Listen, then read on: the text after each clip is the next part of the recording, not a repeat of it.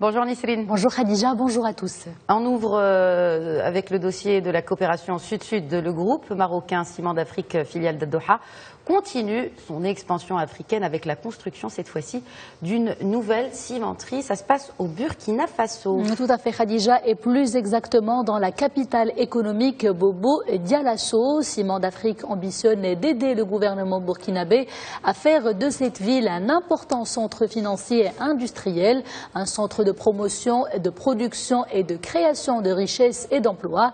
Pour parler chiffres, notez que la nouvelle usine d'Ad-Doha produira chaque année 700 000 tonnes de ciment. Elle va ainsi occasionner 200 emplois directs et indirects. Le projet a été réalisé avec un investissement de 25 millions d'euros. Et on reste dans le chapitre économique après Marrakech. Dakar abrite la 8e édition de l'événement Africa Banking Forum, un événement où l'expertise marocaine ici a été mise en avant et d'ailleurs saluée par les participants. Tout à fait Khadija, notamment en matière d'innovation technologique dans les services financiers du royaume. La question était au cœur des débats. Notre correspondant à Dakar a assisté à cet événement d'envergure. Voici son compte rendu.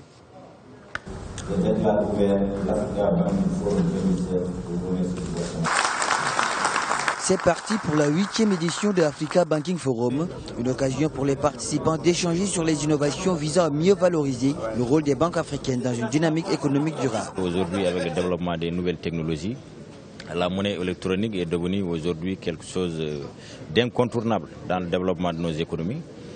Et nous avons eu l'occasion aussi, à travers le salon, de visiter les différents acteurs qui sont présents, et nous avons vu qu'il y a beaucoup d'offres de services aujourd'hui très innovants qui permettent aujourd'hui d'accompagner le secteur bancaire dans sa mutation. Ce forum, des moments de partage entre les différents participants qui ont également mis en avant l'importance que le Maroc accorde aux technologies innovantes, notamment en matière de services financiers. Il se trouve qu'effectivement, parfois, dans des domaines, les banques marocaines ont une certaine avance sur des aspects qui ont essentiellement au niveau de la monétique. L'idée d'être présent ici, c'est plutôt partager, faire en sorte à ce que comment les banques peuvent aujourd'hui profiter de ces avancées technologiques, comment faire en sorte à ce que l'adoption se fasse facilement. Cette rencontre de 2 jours dans la capitale sénégalaise, au moyen pour les banques africaines de définir les axes pouvant permettre aux populations d'avoir accès à un service de qualité diversifié en s'appuyant sur les innovations technologiques.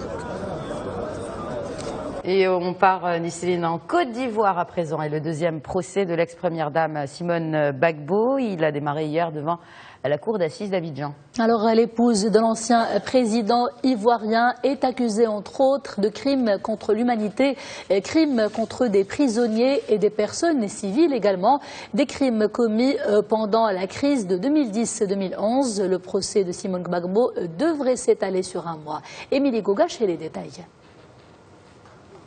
Sous les acclamations de ses soutiens présents dans la salle, Simone Gbagbo est arrivée souriante pour son procès, tunique rouge et blanche, cheveux tressés. Les chefs d'accusation sont graves, crimes contre l'humanité, crimes contre les prisonniers de guerre. La Dame de Fer est également accusée de crimes contre les populations civiles.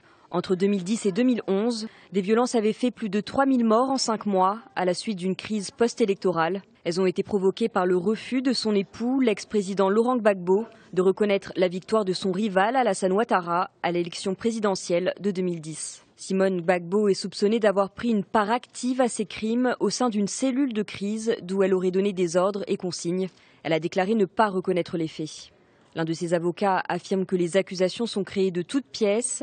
Pour l'ONG Human Rights Watch, le principal défi pour l'accusation sera d'identifier des preuves qui la lient aux exactions commises par les forces pro-Gbagbo. L'ex-première dame ivoirienne est déjà incarcérée à Abidjan. Elle a été condamnée l'année dernière à 20 ans de prison pour atteinte à la sûreté de l'État. Et on termine avec cette nouvelle qui suscite les critiques des ONG. Le Kenya persiste et signe. Il veut fermer le plus grand camp de réfugiés au monde. Oui, Khadija, et les autorités kenyanes ont même donné une échéance. Ils veulent le fermer d'ici novembre prochain.